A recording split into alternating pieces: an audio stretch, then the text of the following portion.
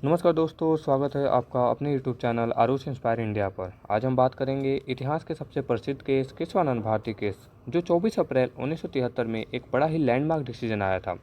Keshavananda Bharati case. यदि आप किसी भी प्रकार के प्रतियोगी परीक्षा की तैयारी कर रहे हैं तो यह क्लास आपके लिए फ़ायदेमंद होगा। केशवानंद भारती केस को हम इस प्रकार याद करते हैं, ये वो थे जिसकी वजह से इंदिरा गांधी जी ने इमरजेंसी लगा दिया था। ये वो थे जिससे तंग आकर इंदिरा गांधी जी ने सुप्रीम कोर्ट के चीफ जस्टिस को बदल दिया था और दो जजेज को क्रश करके अपनी पसंद के एक जज को सीजीआई नियुक्त किया था। सीजीआई ने इंदिरा गांधी जी को खुश करने के लिए दोबारा से 13 जज की बेंच घोषित की, लेकिन सुप्रीम कोर्ट के जजेस को विरोध करने के कारण आखिरकार वो चीज़ रुक पाई। यानी कि केशवानंद भारती केस भारतीय राज व्यवस्था का एक इतना लैंडमार्क डिसीजन है और इंदिरा गांधी जी के तानाशाह बनने की स्टोरी है, उनका मुख्य पिलर भी है। एक तरह से अगर केशवानंद भारती ना होते तो शायद भारत में डेमोक्रेसी ना होती। देखिए, जब हम भारतीय राज व्यवस्था की बात करते हैं तो हम फंडामेंटल राइट, मौलिक अधिकार के बारे में जानते हैं, जिससे शुरू में 7 मौलिक अधिकार थे, जिसमें 7वें मौलिक अधिकार था राइट टू प्रॉपर्टी, संपत्ति का अधिकार। जिस समय फंडामेंटल राइट यानी मौलिक अधिकार को ऐड किया जा रहा था, उस समय 2 आर्टिकल भी जोड़े गए थे, आर्टिकल 13 और आर्टिकल 368। आर्टिकल 13 फंडामेंटल में संशोधन नहीं किया जा सकता और गार्डियन सुप्रीम कोर्ट करेगा, और आर्टिकल 368 संसद चाहे तो संविधान में संशोधन कर सकती है। ये दोनों आर्टिकल अपने आप में ही उलझे हुए थे। एक तरफ संसद आर्टिकल 360 का हवाला देते हुए फंडामेंटल राइट समेत पूरे संविधान में संशोधन कर सकती है, और दूसरी तरफ सुप्रीम कोर्ट आर्टिकल 13 का हवाला देते हुए फंडामेंटल राइट के संशोधन को रोक कर सकती है। इसी लड़ाई का नाम है केशवानंद भारती केस। साथियों, 1968 में एक केस आया था जिसका नाम था Golaknath case versus state of Punjab, जिसमें सुप्रीम कोर्ट ने सीधे शब्दों में कह दिया था कि जो संविधान के अंदर फंडामेंटल राइट है उनमें संसद द्वारा संशोधन नहीं किया जा सकता, जिसे गोलकनाथ केस के नाम से जानते हैं। उस समय प्राइम मिनिस्टर इंदिरा गांधी को लगा कि अगर मैं फंडामेंटल राइट में संशोधन नहीं कर पाई तो कैसे आर्टिकल 31 संपत्ति का अधिकार, राइट टू प्रॉपर्टी में संशोधन करूंगी।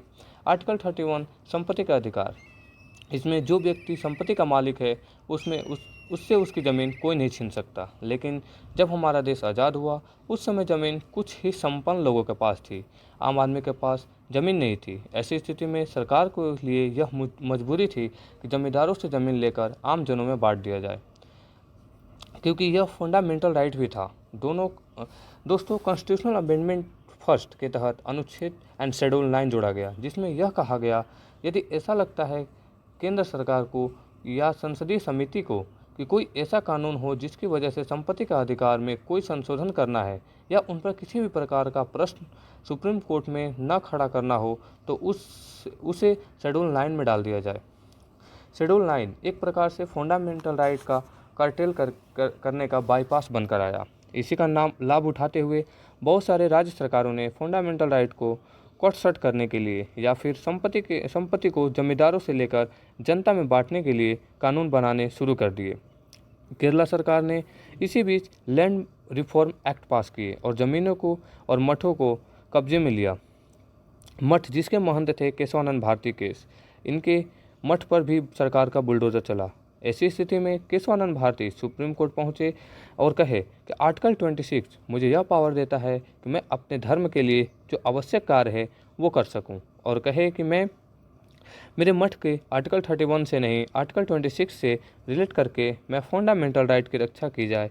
सुप्रीम कोर्ट ने इस बात से कन्विंस भी था और कन्विंस नहीं भी था, क्योंकि सुप्रीम कोर्ट को लगता था आर्टिकल 26 की पालना में हम आर्टिकल 13 का उपयोग करते हुए केरला सरकार को लैंड रिफॉर्म को रद्द करे तो प्रश्न बनेगा। ऐसे तो हर कोई व्यक्ति बाहर निकल कर आ जाएगा और बोलेगा मेरी ज़मीन इस खास काम में काम आ रही है, क्योंकि एक तरफ फंडामेंटल राइट मौलिक अधिकार है तो दूसरी तरफ राज्य के विकास के लिए उठाए गए नीति निर्देशक तत्व, और दूसरी तरफ इंदिरा गांधी जी के द्वारा संविधान संशोधन नंबर 24, 25 और 29 के द्वारा ये प्रयास करना कि मैं संविधान को ही बदल दूंगी, मैं 368 में ही इतना पावर डाल दूंगी कि फंडामेंटल राइट भी बदल सकती है। मेरे प्यारे दोस्तों, 1967 में जब गोलकनाथ केस में सुप्रीम कोर्ट ने कहा संसद फंडामेंटल राइट में संशोधन नहीं कर सकती, उस समय इंदिरा गांधी जी ने लगातार संविधान संशोधन करके 24, 25 और 29 के माध्यम से उन नियमों में ही परिवर्तन कर दिए जिसके आधार पर सुप्रीम कोर्ट फैसले ले रही थी। ये दौर ऐसा था कि इंदिरा गांधी जी भी प्रयास कर रही थी जैसे बैंकों का राष्ट्रीयकरण करना सुप्रीम कोर्ट ने रद्द कर दिया, प्रीवी परस्पर का अधिकार सुप्रीम कोर्ट ने रद्द कर दिया। ऐसे लगातार फैसले आ रहे थे जिससे इंदिरा गांधी जी गुस्सा बढ़ता जा रहा था। इस समय भारत के इतिहास में सबसे बड़ी बेंच स्थापित की गई, 13 जजेस की बेंच। लगातार 68 दिन तक डिस्कशन चला, 1000 पेजेस का डिसीजन आया। क्योंकि दोस्तों, अगर संसद के पास संविधान में संशोधन करने की क्षमता होगी तो कभी भी बहुमत की सरकार आएगी और संविधान में संशोधन करेगी, तो फिर कभी भी भारत में लोकतंत्र की बहाल ही नहीं हो पाएगा।